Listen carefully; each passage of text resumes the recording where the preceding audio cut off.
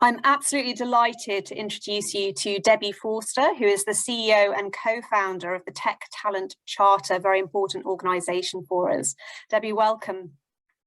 Thanks very much, Tamsin. It's lovely to see you. You work in so many very important areas that are important to the growth of tech in this country and beyond, but I know you're a specialist in diversity. And I wondered if you'd like to speak a little on how we can explore diversity more within tech, what's needed to create change now and in the future. Absolutely. I think, we're at an ideal place where when we talk about tech, I would be talking about any company that needs tech. And so I often joke at the Tech Talent Charter, there's probably 2 companies that don't need us, but I've not met them soon. I think we know digital is becoming at the heart of most organizations, and COVID accelerated that. If you look at things like the Lloyd's report on digital adoption and digital skills, we'll see that more and more organizations, and most pleasingly, including the micro companies, the 1 and 2 men and women bands that are out there, are realizing that tech's at the heart of it. And what we see happening is, as we do that, it is a driver within economy. And it is an open door for the economy to try and build in that respect. The reason we would say that diversity needs to be at the heart of it is multifaceted. One, it is the right thing to do, but what's exciting is that it's become a business imperative. We now have the research. We can see absolutely that if we have the fullest range of people who are at the heart of building what we use, what we need, we're most likely to build the most innovative, the most effective, the most impactful products, services that we can possibly do. So this needs to be tech built by everyone, for everyone, needs to be at the heart. So there is a social justice imperative to looking at inclusion and diversity within tech, but right alongside it is a powerful and important business and social case. Excellent. It sounds like it might be a top-down imperative as well as a bottom-up imperative. How do you think the 2 sort of approaches might meet?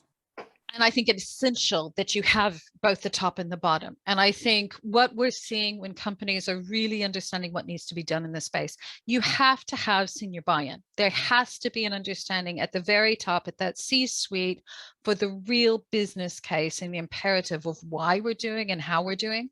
And there has to be this understanding, this is not a one-off. This is a core business principle. So we wouldn't consider, for example, let's look at marketing for a year and then we've got it done and we'll just carry on from there. In the same sort of way, when we're looking at inclusion and diversity, EDI is an ongoing business strategy. There is not an EDI vaccine that you do it once and you're done forever. Companies need to be looking at how they're boiling that into every aspect of the organization. So that's the top level.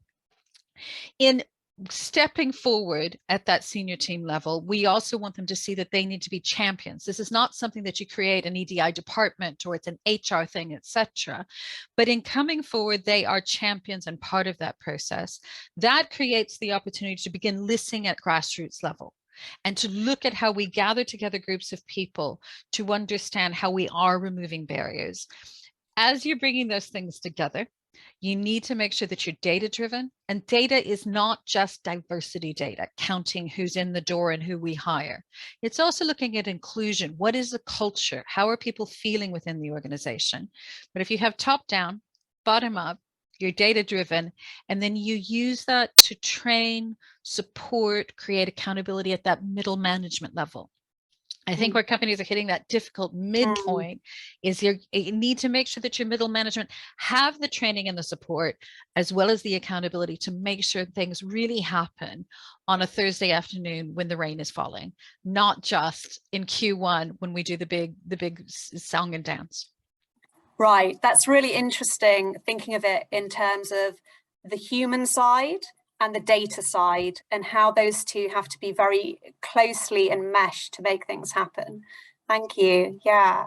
And the Tech Charter, I assume it deals with these issues, approaching these issues. So the Tech Talent Charter began back in around 2016. There's someone called Sinead Bunting, who was thinking about this space, had been inspired in the space, and wrote a charter. And she gathered a few of us, that founding group, together. And in looking at, yes, something needs to happen, my comment was, yes, one, but if I see another roundtable event on why there's no women in tech, my head's going to explode. No more talking about the problem. Let's really think about looking at solutions. And also, and I think this is even more important, if you think about the time around 2016, 2017, because things were happening. I said, if I have to go to another event where a company has spent hours and thousands of pounds to reinvent the same damn wheel as the company around the corner, I'll start telling the truth and getting in trouble. So let's not do that. So the charter was set up back in 2016 as a movement, as people doing this on top of their day job. And in fact, at the event that we'll be speaking at, I will be talking to someone who was part of that founding group, Tiffany. Tiffany was one of those people that believed in this, wanted to make it happen. We had this proof of concept that we worked with 17 companies. So it was very, very small, but it was about the premise of we would be practical. It would focus on practical and solutions based, that it would be data driven. All right. And I'll talk about that in a second. And that this was about connecting the dots rather than reinventing the wheel. So what we then, by 2017, we had that proof of concept, the 17 companies. I offered to lean forward in a moment of insanity or genius, depending on what day you ask me, to put it in the middle of my desk for a while. And by March, April, government had heard of us, met with us, gave us some seed funding. You roll forward by Christmas, we were 100 companies. You now roll forward to 2022, we're 670 organizations. So these are companies of all sizes, of all sectors, and it is the ecosystem. So as well as classic employers, Microsoft, Salesforce, Cisco, we have Lloyd's Bank, we have Nominet, we have HP is classic, but we also have Domino's Pizza, Sky TV, Cancer Research UK. This is anyone who has a vested interest. So we also have organizations like Code First Girls. We have Black Women Who Code. We have the British Computing Society. Companies come together, they share data. They share the data with us annually, which means we can publish now an annual report that this year we published it, and it reflects 16% of the entire tech workforce. So this is statistically significant now. We're the same as the ONS data. Companies share what works. So we have a free open online resource called the Open Playbook of Best Practice, where anyone can say, what do I do about culture, recruitment, retention, growth, promotion, alternate routes into tech? But also, what do I do about gender, ethnicity, social mobility, disability? And in going through, remember I said I was tired of seeing people do the wrong things and the right things and reinvent.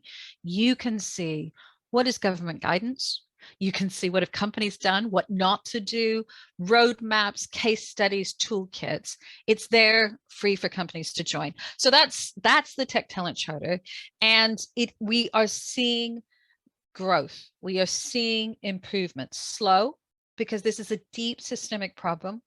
But these are companies who've realized it's so broken that we have to look sector-wide, find sector-wide solutions, and collaborate and work together to change the sector as a whole. Yes, thank you. That's a really comprehensive talk on that subject. Thank you. I'm just wondering, to a smaller degree, there's this problem of tech poverty. And I'm wondering at what level we can tackle that, whether it's in high school, whether it's as employers. Could you speak a little on that? It's absolutely essential, and COVID shone a huge light on it. And the one thing that I would say to anyone who's out there is what I said before: don't reinvent the wheel. So for example, there's an organization called the Digital Poverty Alliance that is bringing together companies and employers to look at how can they work together to make sure that the equipment, that the broadband, et cetera, goes through. I think it's something that employers we need to think about in the wider community. But I think as employers, we need to remember when we're hiring, and particularly as on the one hand, I applaud when we're saying to people, to everyone, that we need to be looking at hybrid working, remote working, et cetera. if we're going to think about things with that social mobility lens, we need to step outside our comfortable privileged assumptions that not everybody is going to be working with top-notch broadband, a super fast, super whizzy laptop, some cameras, etc. So I think I'm seeing some great small programs and large programs. And the important part is how they then connect the dots. And you can also look at hashtag connect the dots, another organization that is trying to bring together, because again, this is a deep systemic problem. Everyone has something they can do, but no one can solve it by themselves. Right. So we need cogency and we need to collaborate. Absolutely. Absolutely.